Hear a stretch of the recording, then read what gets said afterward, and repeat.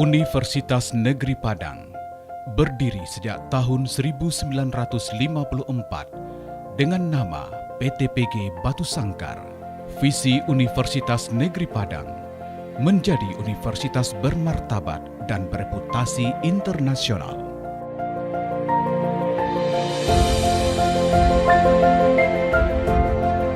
Selamat pagi, salam sejahtera. Assalamualaikum warahmatullahi wabarakatuh.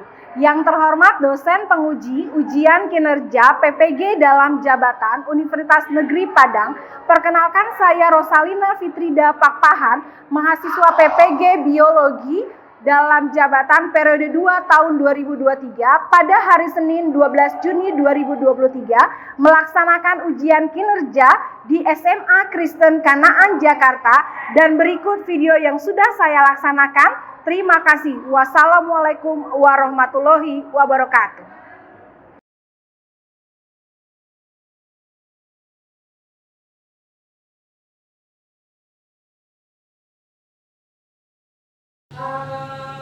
Selamat pagi semuanya. Oke. Hari ini kita akan belajar anak-anak untuk materi berikutnya, gitu ya. Tapi sebelumnya Ibu mau cek kehadirannya. Di kelas 10 IPA ini, apakah ada yang tidak hadir? Hadir semua? Hadir. Mahasiswa hadir semua ya? Oke. Kita lihat dulu. Semua hadir.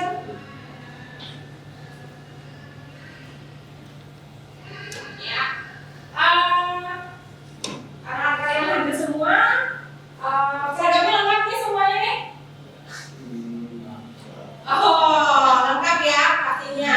Ada putih biru ya hari ini, karena ini hari Senin. Kemudian juga kalian membawa gawai? Semua? Membawa gawai. Kemudian alat tulisnya sudah ada ya, alhamdulillah. Nah, hari ini juga sebelum kita mulai pembelajaran kita, mari kita berdoa. Nah, berdoa akan dipimpin oleh Alex. Silakan Alex. Teman-teman, mari kita berdoa.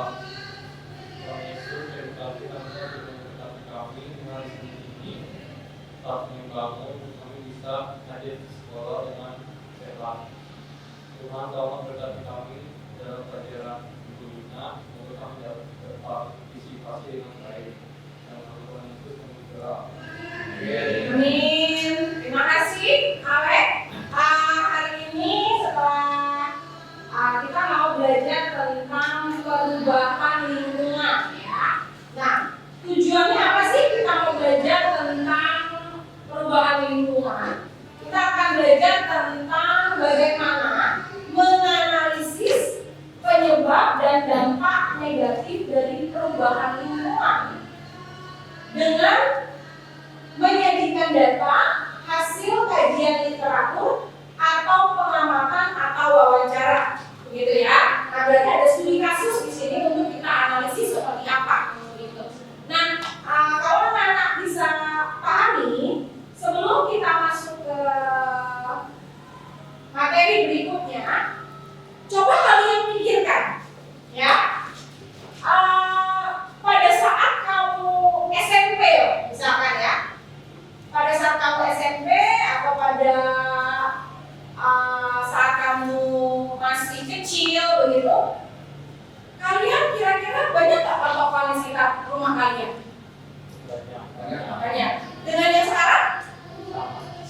Oh, ada yang sama aja. Oh, ada yang apa lagi? Apakah bertambah, berkurang?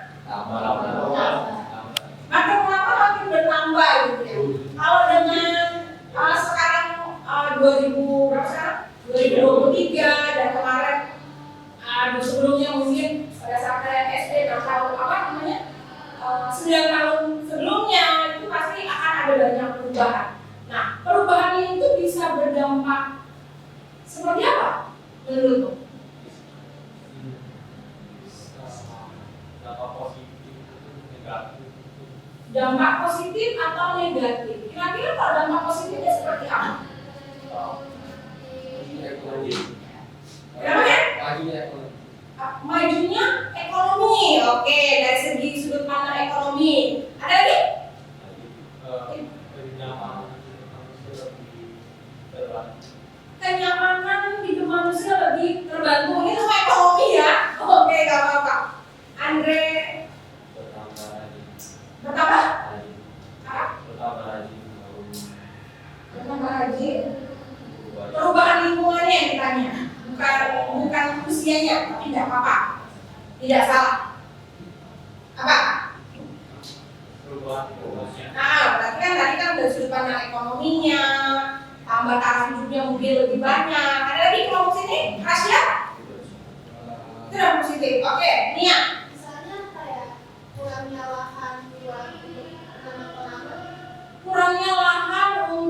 agraria mungkin ya, tanaman, boleh, betul. Itu berarti segi dampak positif atau negatif dari kelompok ini? Negatif. Oke ya. Nah, kenapa Ibu lakukan itu supaya kalian bisa mengenal tentang apa ya perubahan lingkungan ini seperti apa gitu ya? Apa yang mau kita pelajari nanti? Mari selanjutnya. Oke, kita lihat ini. Anak-anak, ini kira-kira gambar apa ya? Sebelah perbedaan tahun. Oke, apa lagi? Perbedaan kondisi kali. Apa lagi? Kalau Ibu mau kasih review, ini adalah gambar dari Kali Ciliwung. Kita tinggal di Jakarta ya. Siapa di sini yang tidak pernah tahu atau nggak tahu Kali Ciliwung itu yang mana gitu? Pasti tahu ya, kalau kedengar kata Ciliwung pasti yang mengalir paling tidak di Jakarta dan di daerah-daerah sekitar Jakarta, begitu ya. Nah, kalau kalian bisa lihat ini anak-anak, tahun 1960 dan tahun 2000. Ini baru 2000, padahal sekarang tahun 2000 berapa? Belum ada nih, belum ada fotonya, belum terfotokan, terdokumentasikan, gitu ya. Atau mungkin saya ya terlewat, begitu ya. Nah, kalian bisa lihat di sini anak-anak bahwa ternyata ada perbedaan yang mendasar. Kira-kira siapa yang mau menyoroti perbedaan tersebut? Alek lagi. Sampahnya lebih banyak, berarti dari apa itu? Sudut pandang apa? Dari lingkungan, berarti apanya? Sampah lebih banyak. Dampak negatifnya dari sampah apa? Mungkin bisa sungainya ke badan perairannya menjadi bau. Bau itu berarti indikasi dari apa ya kalau bau? Adanya bakteri, adanya pencemaran. Begitu. Ada yang lain? Dari sudut sampah mengakibatkan bau katanya itu. Ya silakan Rasya. Itu yang di tahun 1960 masih banyak pohonnya di sekitar. Masih ada faktor apa itu? Faktor lingkungan apa kalau pohon? Faktor lingkungan apa kalau alam itu? Apa? Ekosistem. Ya ekosistem apa? Hubungan dengan faktor apa tuh? Yang kita pernah belajar sebelumnya? Sebelum pelajaran lingkungan kita belajar apa tuh? Tadi ekosistem. Di dalam ekosistem ada apa? Biotik dan abiotik. Jadi sebutkan rahasia berarti? Oh iya biotik. Berarti kalau kita bisa masuk ke pembelajaran saat ini, berarti kita harus tahu nih sebelum itu pembelajaran sebelumnya apa ini tadi yang disebutkan oleh Christopher tentang dalam materi apa itu? Ekosistem. Berarti dalam materi ekosistem yang sudah kita pelajari, maka kita bisa paham tentang pelajaran perubahan lingkungan. Dipahami ya anak-anak ya? Oh, Rasya tadi tentang pohon di sini banyak pohon gitu ya. Terima kasih Rasya di sini sudah tidak mungkin bukan tidak ada, tetapi lebih sedikit atau berkurang. Terima kasih ya. Begitu ya? Oke. Nah, berikutnya anak-anak. Nah, perubahan yang terjadi seperti di awal tadi kita bicara, bisa juga perubahan itu mengakibatkan perubahan yang berdampak positif dari sudut ekonomi. Ada dari sudut pandang lingkungan yang negatif, begitu ya. Berarti ada dua sudut pandang. Tapi tujuan pembelajaran kita boleh tahu nih, kenapa ada dampak negatif. Berarti kalau ada dampak negatif, ada apa di sana di dalamnya? Ada pencemaran, Ada penyebabnya. Cara berpikirnya sudah luar biasa. Ada penyebabnya. Kalau ada suatu dampak negatif, berarti ada apa? Penyebabnya. Positif ada penyebabnya juga? Ada, tapi lebih kepada sesuatu yang membangun, begitu ya. Tapi hari ini kita mau belajar. Terima kasih. Lanjut anak-anak semua. Nah, kalian bisa lihat nanti itu akan kirimkan ada video pembelajaran, ada ini komik yang dibuat sendiri. Tetapi nanti kalau kalian merasa mungkin bingung dengan materi ini, kalian bisa search dengan video di sini, nanti linknya kami bagikan. setelah pembelajaran ini atau pada saat pembelajaran ini. Nah, hari ini kalian harus masuk ke dalam kelompok-kelompok belajar ya yang sudah dimetakan oleh Ibu Dina. Kemarin di kelompok berapa? Kelompok 1, kelompok 2, kelompok 2, kelompok 3. Kelompok 3 ini, kelompok 4 di sini, gitu ya. Nah, kelompok 1 atau kelompok ganjil, yang berganjil berarti 1 dan 3 itu menggunakan literatur jurnal. Jurnalnya itu status mutu air dan beban pencemaran Sungai Krukut. Pernah dengar Sungai Krukut? Orang Jakarta bukan? Tinggal di Jakarta bukan? Harusnya tahu ya, Sungai Krukut itu juga di Jakarta. Nah, Ibu akan Sungai Krukut mana? Sungai Krukut ganjil 1 mana? Ini Sungai Krukut mana lagi? Ya. Nah, di berikut yang berikut anak-anak, ini kita akan lihat juga yang benar.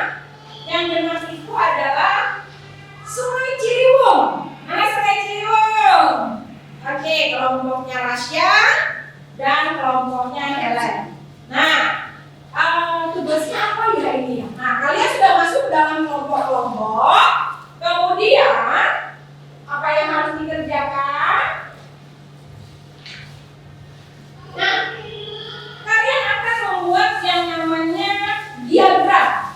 Ya, ini diagram yang biasa digunakan untuk menganalisis sebuah masalah sehingga kalian menemukan penyebab masalah tersebut dan kalian bisa menemukan solusinya.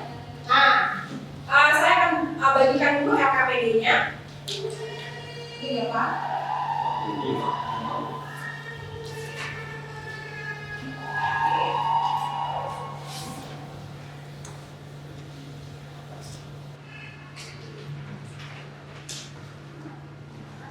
Lima ya?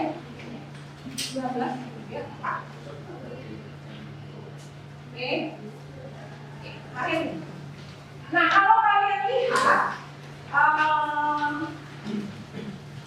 di dalam LKPD, kalian akan mendiskusikan dulu tentang materi atau kajian literatur yang kalian dapat. Apa? Kalau kelompok 1? Baca. Boleh dibaca judulnya dengan lantang. Oke, kelompok 2 dan kelompok genap. Silakan dibaca Sharon.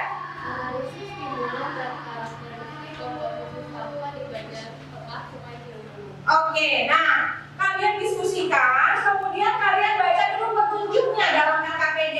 Yang pertama, kalau kalian lihat, yang pertama anak, pada bagian kepala dituliskan permasalahan utamanya. Nah, dalam kajian ini apa masalah utama? Kemudian yang kedua, tulang-tulang ikan yang besar itu kalian tuliskan penyebab utama. Berarti kalau tulang-tulang ikan yang besar yang mana nih ya? Ya, yang ini ya. 1, 2, 3, 4, 5, 6. Ini tulang-tulang ikan yang besar. Ya. Nah, sedangkan kalau yang kecil-kecil ini, yang kecil ini menunjukkan akar permasalahannya. Nah, kalian gunakan kata mengapa sebanyak 5 kali. Bu, kalau mengapa yang kecil sedikit gimana Bu? Ya, yang kalian bisa. Kemudian kalau kalian lihat tentukan prosentasenya berapa di dalam kajian literatur kira-kira berapa. Bu, ini nggak ada misalnya. Ya, yang adanya seberapa. Kemudian yang kelima dari prosentase yang nomor 4, kalian bisa melihat kalian fokus pada penyelesaian. Ya, dari prosentase yang terbesar itu kemudian kalian mencari akar permasalahannya. Dari yang paling besar prosentasenya berarti yang menjadi akar permasalahan. Boleh kalian nanti gambarkan dalam karton yang kalian buat karena ini LKPD-nya kecil, ini LKPD-nya kecil. Kalian boleh pakai karton yang sudah kalian bawa. Kemudian masing-masing coba dikaji dan didiskusikan apa saja yang menjadi poin-poin dalam diagram fishbone ini. Bisa dipahami? Ada yang tidak paham? Boleh silakan dikerjakan. Kalau tidak tahu boleh bertanya. Ayo silakan. Nanti setiap setelah itu anak-anak akan kasih setiap kelompok di depan, kemudian menuliskan semua apa saja yang ada. Kalau tidak ada yang di grup itu sudah sampaikan, mungkin karena cuma satu materinya di sini juga ada, sudah ibu masukkan ke dalam grup supaya kajian interaktifnya semua kelompok bisa. Oke, terima kasih waktu ya, karena ini kita sudah mulai.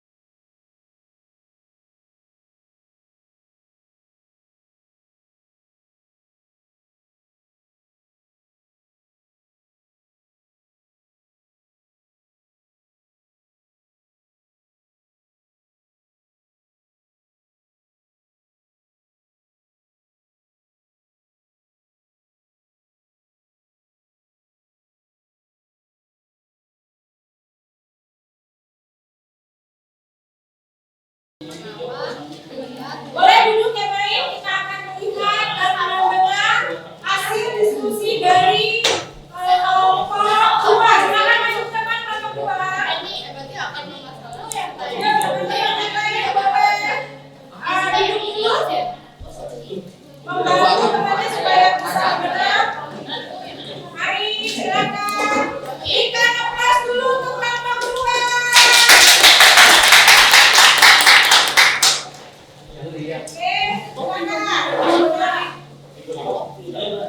Oke, silakan.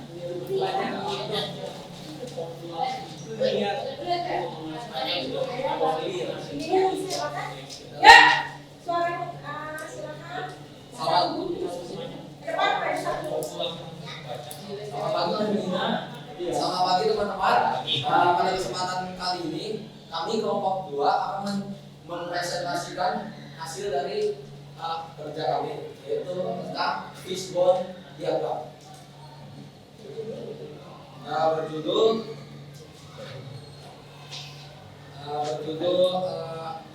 pencemaran air di Sungai Ciliwung.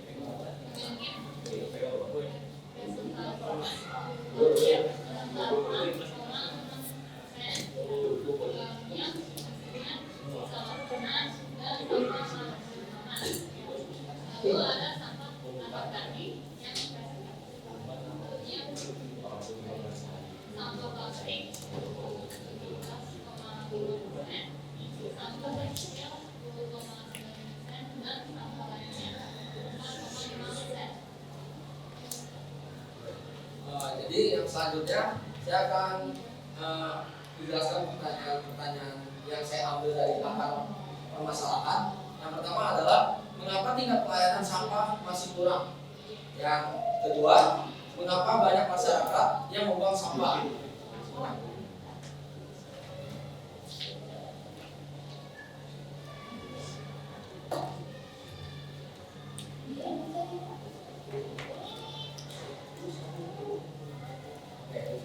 Jadi tadi kan akar permasalahannya kan ada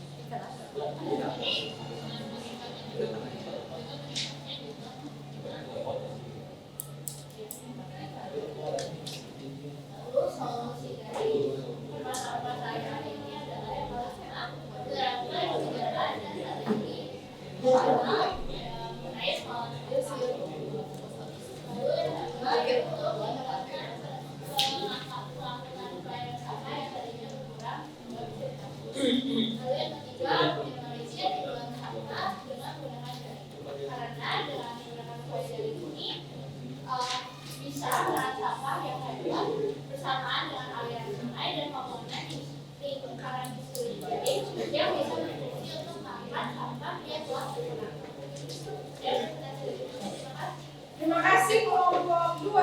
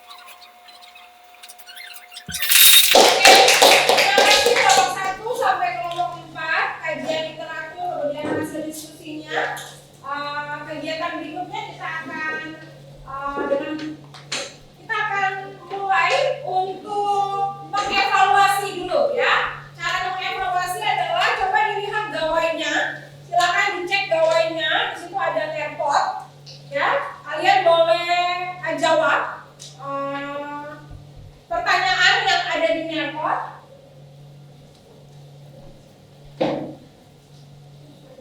Sudah bisa masuk? Oke. Oke. Lagi loading, bisa masuk kan? Yang lain? Boleh dijawab? Oh ya, sabar. Yang lain?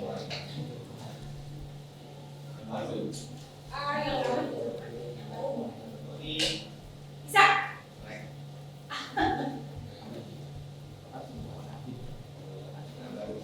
Oke, silakan dijawab dulu.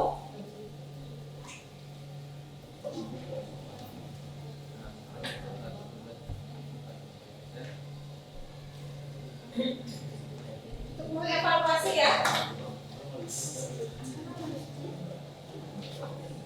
Ada yang belum bisa masuk, anak-anak?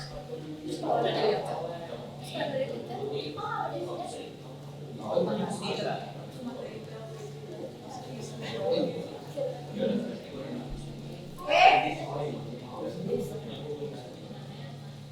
Yang pertama, sampah diangkut oleh petugas dan ditampung, prosesnya namanya pertanyaan-pertanyaan sederhana ya. Nomor 1 sudah? Oh,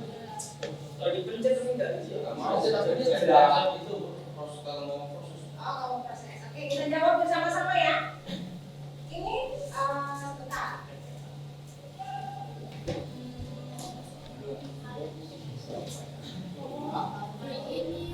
Oke, kita jawab bersama-sama. Kira-kira jawabannya apa? Tempat pembuangan akhir. Oke, yang berikut. Kira-kira? Bantar Gebang ya. Kalau ini adalah di sekitar daerah Jawa, seperti Depok, Bekasi, begitu ya. Daerah kita adalah Bantar Gebang ya. Kemudian kita bisa lihat di sini. Kira-kira? Jaring yang tepat ya. Lanjut, kalau ini? Organik.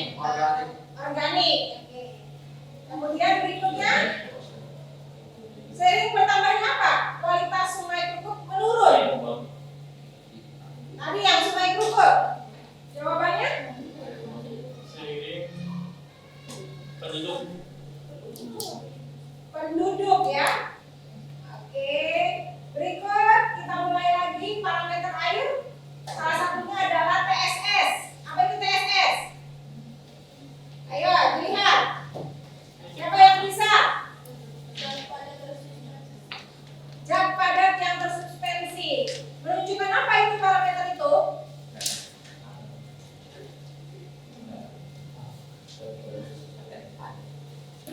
Aktivitas dari apa?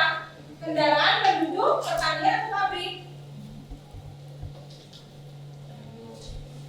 Oke, jawab ya. Dan terakhir TDS mengestimasi apa? Zat pelarut atau zat tersubstansi?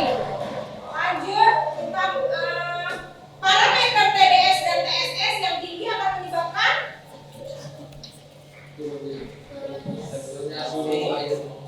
ya, kualitas air ini dikarenakan mengakui banyaknya ion di dalam air atau kualitas air minum.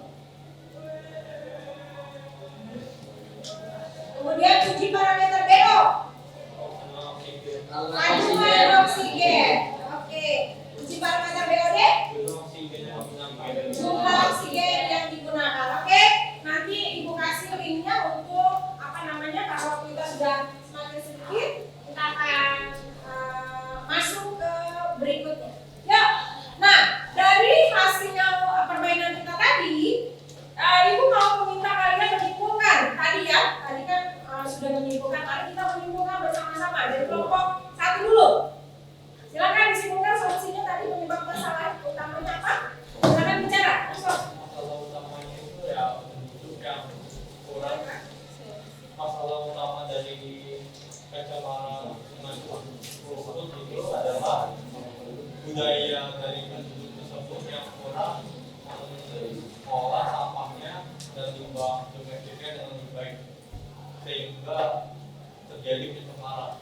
Cuman pencemaran yang terjadi itu belum terlalu parah sehingga belum menimbulkan dampak yang signifikan terhadap kesehatan. Oke, solusinya? Solusinya itu masyarakat harus membuat aturan yang tetap agar masyarakat tidak agar masyarakat enggak melakukan kejahatan.